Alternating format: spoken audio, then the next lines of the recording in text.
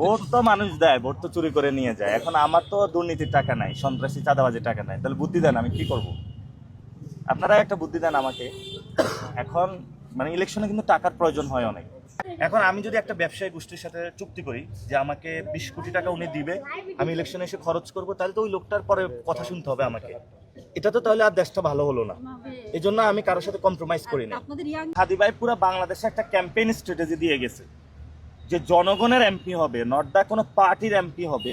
যে বাংলাদেশে হলো তারা টাকাবিহীন ইলেকশন একটা হবে, জনগণের ইলেকশন হবে। অর্থাৎ সিটি কর্পোরেশনের যদি হলো একটা দল থেকে একজনকে মেয়র দিয়ে দেয়, এটা তো আসলে মেয়র না, এটা জনতার মেয়র হবে না।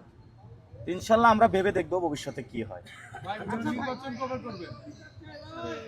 এটা আমাদের প্রথম এজেন্ডা জি। এটা তো পুরো বাংলাদেশ থেকে নাই করে দিচ্ছে ওসমান হাদি ভাইয়ের বিচার। হ্যাঁ, হাদি ভাই এখানে এসেছিল এবং হাদি ভাই পুরো বাংলাদেশে একটা ক্যাম্পেইন স্ট্র্যাটেজি দিয়ে গেছে যে জনগণের এমপি হবে, নট দা কোনো পার্টির এমপি হবে। ওইটা অনুযায়ী কিন্তু আমি কাজ করেছিলাম এবং মানুষ আমাকে অনেক অ্যাকসেপ্ট করে নিয়েছিল।